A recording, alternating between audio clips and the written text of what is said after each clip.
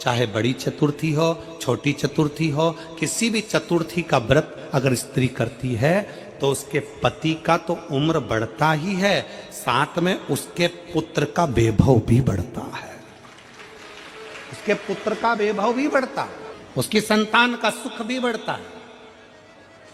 चौथ का व्रत अगर स्त्री करती है तो बच्चों का वैभव भी बढ़ता है। आपके घर में छोटा सा शिवलिंग विराजमान, निवेदन है जहां पर भी शिवलिंग आपके घर में विराजमान है, अगर छोटी सी कटोरी में एक बेलपत्र को आप नीचे रखिए, छोटी सी कटोरी उस बेलपत्र के ऊपर रखकर उसमें थोड़ा सा मधु, शहद, शंकर भगवान की साक्षी में शिव जी के सामने अगर शुक्रवार की शुक्रवार रखना प्रारंभ कर दो, धीरे धीरे संपदा की वृद्धि अपने आप होना प्रारंभ होगा। जिसको पथरी की बीमारी हो या किडनी लीवर में कोई तकलीफ उत्पन्न हो जाती है, डायलिसिस चल रहा हो या डॉक्टर बोल रहे हो कि चेंज करना पड़ेगा, तो उसके पहले कोई सी भी चार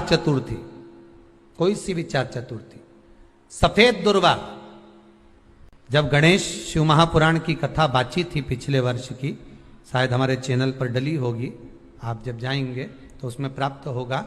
तो सफेद दुर्वा, और दुर्वा का भी वर्णन करा था कि दुर्वा कहां से उत्पन्न हुई थी, दुबा का भी व्याख्यान वर्णन करा था कि दुबा का महत्व क्या है, इसको अमृत क्यों कहते हैं, उसका भी वर्णन करा गया था कि सारे पेड़ पौधों को काट कर पटक दो वो सूख जाते हैं, पर दुर्वा को भले काट लिया, 1 साल बाद वापिस ले जाकर डाल दो और पानी के अंदर दुर्वा हरी हो जाती है, अमृत कहते हैं उसको।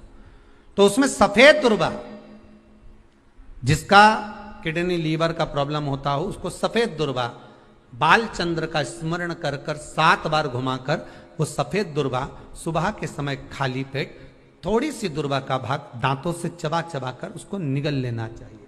पथरी होती है तो 15 से 20 दिन में वो बाहर निकल जाती है, किस मार्ग से निकले, यूरिन आदि के माध्यम से वो बाहर हो जाती है। और अगर किडनी लीवर की प्रॉब्लम होती है, डायलिसिस चल रहा होता है, तो उसमें भी आपको सुख की प्राप्ति होती है। हफ्ते में अगर 2 डायलिसिस हो रहे हैं तो हो सकता है बाबा चाहेगा विश्वनाथ तो 1 कर देगा, धीरे धीरे उसको फिर 4 चतुर्थी कर लीजिए। सफेद दुर्वा का स्मरण। सफेद दुर्वा कहां मिलती है, तो कहा जहां जलाशय होता है, जहां कुआं हो, बावड़ी हो, तालाब हो, पानी जहां भरा रहता है, उसके नजदीक में सफेद दुर्वा उत्पन्न होती है। सफेद दुर्वा वहां रहती है। सफेद दुर्वा का स्मरण शिव कथा कह रही है, अगला वर्णन किया है भगवान। तो बालचंद्र चतुर्थी का स्मरण करते हुए कहा कि आप जो व्रत कर रहे हो उस व्रत की पूर्णता में जिस भगवान का भजन कर रहे हो उस भगवान से पूर्ण फल की कामना हो आपकी। जिसकी फैक्ट्री नहीं चल रही हो, फैक्ट्री में बार बार कुछ तकलीफ आ रही हो, गाड़ियां नहीं चल रही हो, 4 व्हीलर गाड़ियां ले रखी हैं, कभी ट्रक गड़बड़ हो रहा है, कभी ट्रक में ये हो रहा है, कभी गाड़ी में ये हो रहा है, कभी बस में ये हो रहा है, बस एक काम करना है, दुर्वा का थोड़ा सा भाग लेकर पानी के लोटे में उसको डालकर 5 अक्षत के दाने उसको पटक कर उस गाड़ी के अंदर उस कलश को रख दो, बस आधे घंटे के लिए, और उस पानी को चक्के के चारों तरफ डालते डालते जाइए दुर्वा के साथ में, तकलीफ नहीं देगा। फैक्ट्री का भी यही प्रमाण है। दुर्वा में वो अमृत तत्व छुपा है जिसका सुख आनंद दे जाता है। कभी मौका लग जाए अपनी जिंदगी में, कभी मौका लग जाए, कभी तुम्हारी जिंदगी में मौका लग जाए, सिद्धि विनायक गणेश जी का दर्शन करने के लिए जाओ, दगड़ू गणेश का दर्शन करने के लिए जाओ, अष्ट विनायक का दर्शन करने के लिए जाओ, उनके मंदिर में एक बार आवाज लगा कर कह देना हर हर महादेव, सबसे ज्यादा खुश होंगे मेरे गणेश जी महाराज। आज तो मेरे पिता का आशिक आया है, आज मेरे पिता को चाहने वाला आया है, और पिता का प्रेमी मेरा भी प्रेमी। कभी हरि विठ्ठल का दर्शन करने के लिए पंढरपुर में जाओ, क्योंकि भारत की भूमि पर केवल एक भगवान नारायण का मंदिर ऐसा है, पूरी भारत की भूमि में क्या पूरे विश्व में केवल भगवान पांडुरंगा हरि विठ्ठल का मंदिर ऐसा है जिसमें भगवान विष्णु के सिर पर शंकर का शिवलिंग है, वो पूरी दुनिया में एक हरि विठ्ठल में, केवल पांडुरंगा हरि विठ्ठल। इसलिए पंढरपुर में दर्शन करने जाओ, विठ्ठल विठ्ठल विठ्ठल विठ्ठल विठ्ठल विठ्ठल के साथ में एक आवाज और होना चाहिए, हर हर महादेव तो हरि विठ्ठल प्रसन्न हो जाते हैं। मेरे मस्तक पर जो शिव बैठे हैं उसको देखकर आवाज लगा रहा है, हरि विठ्ठल और शिवपुत्र गणेश आज वर देता हूं। ये शमी और मंदार का पेड़ वृक्ष, इसकी पत्ती और इसके फूल जो मेरे पिता शिव जी को समर्पित करेंगे, जो मुझे समर्पित करेंगे, जो उनके मन की कामना होगी वो सारी कामना उनकी हम पूर्ण करेंगे। गणेश जी महाराज ने कहा देवता स्वीकार करें चाहे नहीं करें, मेरे भगवान शंकर और मैं मंदार के पुष्प को और शमी के पत्र को स्वीकार करेंगे। जो मनुष्य शमी के पत्र से हम दोनों की आराधना करेगा, मेरे पिता शिव जी की और मेरी आराधना करेगा, भूलवश भी शमी के वृक्ष का दर्शन बुद्धि में हो जाएगा। शमी के वृक्ष का यदि वो दर्शन भी कर लेगा, उस दिन 12 ज्योतिर्लिंग के दर्शन का पुण्य फल प्राप्त हो। यदि भगवान गणेश जी की पूजन और भगवान शंकर की पूजन दोनों जब शमी पत्र से करी जाती है तो शरीर में कैसा भी रोग भरा पड़ा हो, डॉक्टर ने कह दिया कि यह बहुत बेकार रोग है और ये रोग इसका पीछा नहीं छोड़ेगा। यदि आपको डॉक्टर ने कह दिया कि ऐसा है, डॉक्टर की दवाइयां लो, जांच कराओ, डॉक्टर को दिखाओ, रिपोर्ट लाओ, पर साथ में 7 स्थान बताए हैं जहां पर शमी पत्र को अगर चढ़ाते रहे तो वो रोग कितना भी बड़ा हो, आखिरी में वो रोग समाप्त हो ही जाता है। 7 स्थान बताए शमी पत्र। अब शमी पत्र के 7 स्थान तो बताएं, पर शमी पत्र की इतनी महत्वता क्यों है, मंदार की इतनी महत्वता क्यों है, गणेश जी की पूजन में, शिव जी की पूजन में इतनी महत्वता क्यों है?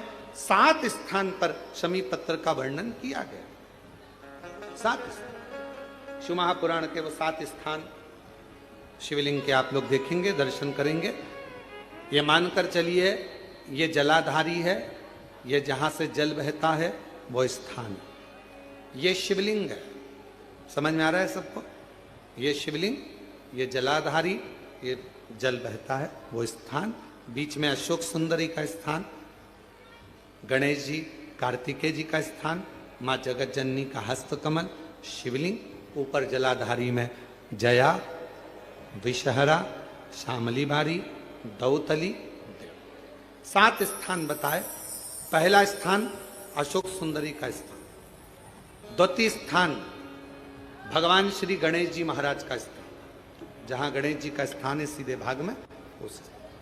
तृतीय स्थान मां पार्वती जी का हस्तकमल।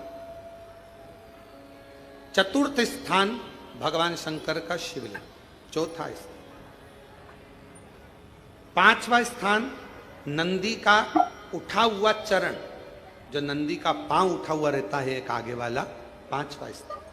और 2 शमी पत्र भगवान शंकर के सम्मुख में से अपनी कामना कर 3 बार पंचाक्षर मंत्र का या श्री शिवाय नमस्तुभ्यं का स्मरण कर वो शमी पत्र भगवान शंकर के शिवलिंग पर फिर समर्पित कर दिया जाए। अगर ये 7 शमी पत्र समर्पित कर एक बेलपत्र शिव जी को समर्पित करा जाता है तो धीरे धीरे कैसा भी बड़े से बड़ा रोग हो वो धीरे धीरे कटना प्रारंभ हो जाता है।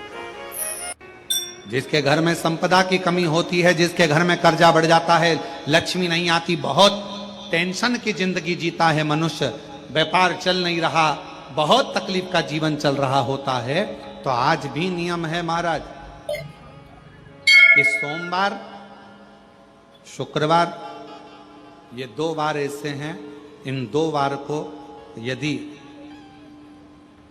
कटोरी में थोड़ा सा शहद रखकर, मधु रखकर यदि लक्ष्मी जी का स्मरण किया जाए और माता लक्ष्मी जी का स्मरण कर एक लाल पुष्प उस कटोरी के सम्मुख में माता लक्ष्मी का नाम लेकर रखा जाए और बाद में वही शहद, वही मधु और वही पुष्प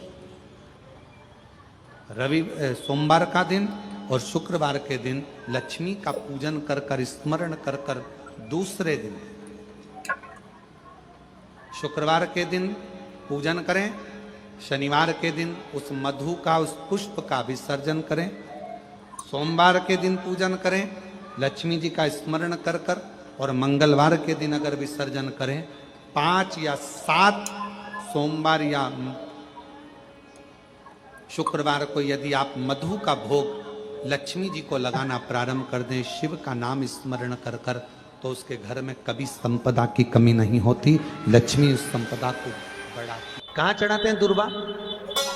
गणेश जी का जो दांत टूटा है उस दांत की ओर गणेश जी को दुर्वा समर्पित करी जाती है। इसलिए हमारे हिंदू धर्म में 2 तरह के गणेश जी का प्रमाण कहा जाता है, एक राइट सूंड के गणेश, एक लेफ्ट सूंड के गणेश।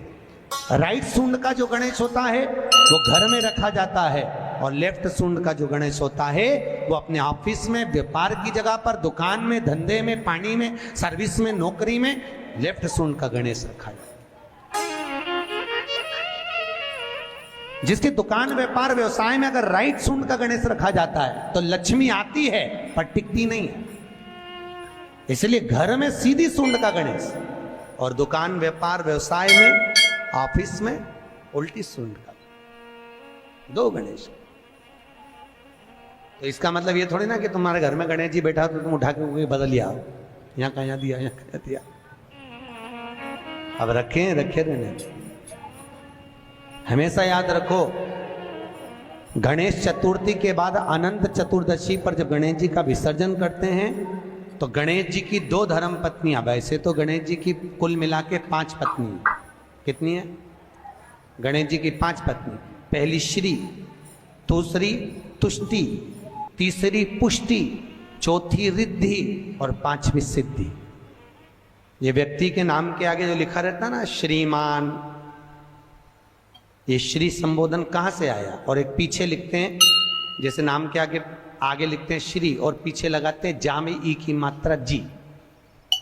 लिखते हैं कि इधर नहीं लिखते? लिखते हैं श्रीमान अग्नि प्रसाद जी, श्रीमान बद्री प्रसाद जी, श्रीमान हरीश प्रसाद जी। तो श्री आगे क्यों आया और जी पीछे क्यों आया? कौन ने लगाया? किस लिए लगाया? कौन ने बताया कि आगे श्री लिखो? किसी के नाम के आगे जी लिख दे, पीछे श्री लिख दे, मर्जी अपनी, अपन कुछ भी लिख सकते। पर किसने कहा कि आगे श्री लिखो?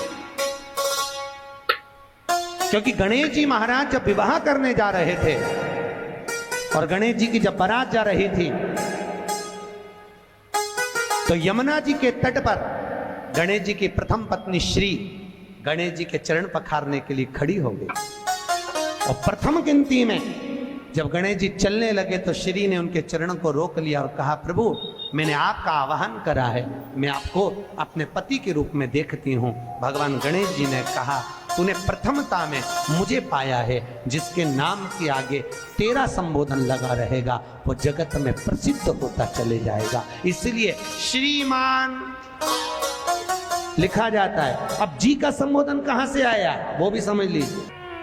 33 करोड़ देवी देवता में सबसे सुंदर जोड़ी थी शंकर और पार्वती की। सही है कि गलत है? कभी नहीं झगड़ते थे। इसलिए पृथ्वी पर ना तो लक्ष्मी जी के व्रत हैं, ना ब्रह्माणी के व्रत हैं, ना इंद्राणी के व्रत हैं। अगर पूरी पृथ्वी पर सबसे ज्यादा व्रत किसके हैं? माता पार्वती। तीज का व्रत किसका? पार्वती का। चतुर्थी का व्रत किसका? पार्वती का। चौथ का व्रत किसका? पार्वती का। छठ का व्रत किसका? पार्वती का। जितने व्रत है सब माता पार्वती। लक्ष्मी जी का कोई व्रत है क्या? अरे बोलो तो, ये आप लोग वैभव लक्ष्मी का व्रत करते हो, ये पुराना व्रत नहीं है, ये तो अभी अभी लोगों ने चालू कर दिया। ये लक्ष्मी, यहाँ कई लोग अमावस्या के दिन, दिवाली के दिन व्रत रख लेते हैं, हमारे शास्त्रों में उसका भी प्रमाण नहीं है। वो तो तुम लक्ष्मी के चक्कर में रख लेते हो कि दिन भर भूखी रहूंगी तो लक्ष्मी जल्दी आ जाएगी। नहीं तो ये हमारे शास्त्र में प्रमाण नहीं है लक्ष्मी जी के व्रत। कहीं सरस्वती का व्रत है क्या ब्रह्माणी का? अरे बोलो तो सर, बसंत पंचमी के दिन रखती हो कि सरस्वती का व्रत? नहीं, केवल एक व्रत माता पार्वती का। क्यों नहीं है? लक्ष्मी का व्रत इसलिए नहीं है क्योंकि माता लक्ष्मी भगवान नारायण को श्राप दी थी।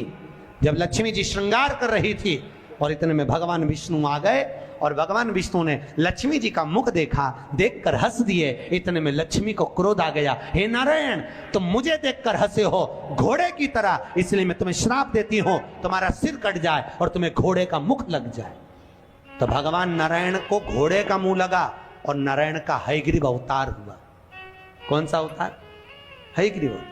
ये लक्ष्मी का श्राप नारायण को लगा था, इसलिए लक्ष्मी का कोई व्रत नहीं। ब्रह्माणी ने ब्रह्मा को श्राप दिया था पुष्कर राज की भूमि पर।